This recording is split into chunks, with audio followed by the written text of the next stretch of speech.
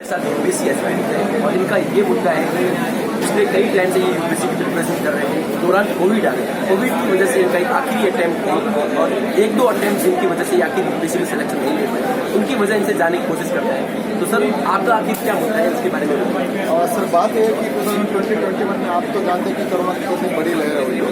Sir दिक्कत ये है कि तब उस टाइम में 18 से ज़्यादा स्टेट ऑल ओवर इंडिया सबको कोविड रिलैक्सेशन मिल गया था। इवन दो डीओपीटी मिनिस्ट्री के अंदर जो एसएससी जीडी का एग्जाम था उसमें भी 3 ईयर्स का एज रिलैक्सेशन मिला था और 3 अटेम्प्ट मिले थे। और इसमें स्टेट सिविल सर्विस एस्पिरेंट को भी 1 या 2 attempt as well as as relaxation 1 year का या 2 ईयर का मिल गया। बात वही है कि हमारे लिए भी वही मंजूर होना चाहिए था, मगर हमारे डीओपीटी मिनिस्टर ने सीधा सुप्रीम कोर्ट में बोल दिया कि उनको इन्फेक्शन है या किसी के घर में मौत हो चुकी है, वो बाद में दे सकता है नेक्स्ट अटेम्प्ट। मगर नेक्स्ट अटेम्प्ट के बाद जब नोटिफिकेशन आया तो फॉर्म ही फिलअप नहीं कर पाया, क्योंकि उन्होंने बोला नहीं it's not visible. Not visible क्यों है? ऑल इंडिया सर्विसेज रूल्स हो, सिविल सर्विसेज रूल्स हो, वो सब फिर कोर्ट में पिटिशन डाल दिया सुप्रीम कोर्ट में। 3 केस हुआ, हर एक केस में बताया गया कि शो सम लेने से towards the UPSC aspirant.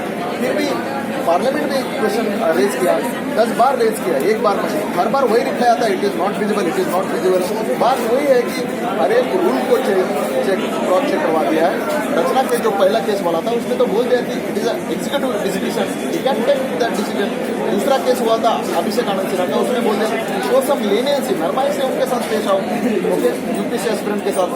Third case में ये बोल दिया था कि अरे भाई appropriate authority they can give, there is no any other.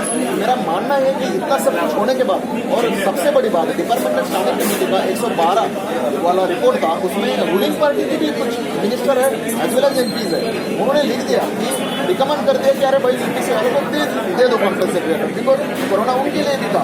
फिर भी जितेंद्र सिंह नहीं मान रहे। हमारा मानना है कि उस टाइम का वो कोरोना इशू और लास्ट टाइम अभी जो नया इशू है 2023 वाला जो सुसाइड का अटेम्प्ट है, आपको पता होगा इतना डिफिकल्ट बना दिया था पेपर। स्टैट्यूटरी गाइडलाइन जो होती है हर बार जब कोई पेपर सेट होता है सुसाइड का, जो प्रीलिमिनरी स्टेटमेंट सुसाइड नाम का एक पेपर होता है, उसमें उसको एप्टीट्यूड टेस्ट बोलते हैं। तो उसमें डिफिकल्टी लेवल में आईआईटी से भी बहुत ज़्यादा entrance level extremely difficult level बना दिया था। स्टैट्यूटरी गाइडलाइन जब होती है तो इसका मतलब होता है कि देश के किसी के बैकग्राउंड से आया हुआ है छात्र जो भी हो, किसका ह्यूमैनिटीज बैकग्राउंड हो, किसका साइंस बैकग्राउंड हो, किसका इंजीनियरिंग बैकग्राउंड हो, तो सबको लेवल पे फील्ड मिलना चाहिए। ऐसा आप पेपर सेट करना चाहिए। इन्होंने क्या, और खुद जितेंद्र सिंह जी ने 4 दिन पहले ही बोला कि 63% are engineers only. What it mean? That mean we are not getting level playing field. Hindi माध्यम के छात्र तो बहुत ज़्यादा परेशान है इससे, ये सीसैट के मुद्दे से। बात वही है कि ये चीज़ होने के लिए हमें किसी भी हाल में अपनी आवाज़ तो उठानी पड़ेगी, क्योंकि आज दिक्कत ये है कि यहाँ बंदे बोल रहे कि नहीं अभी मेरा टाइम नहीं आया, मैं अभी विक्टिम नहीं। जो विक्टिम हुआ है, समझो कि मेरा भाई आईसीयू में था, तब मैं विक्टिम हुआ कि अरे भाई मेरे को भाई को बचाना था, इसलिए मैं नहीं भाग सका एग्जाम देने के लिए।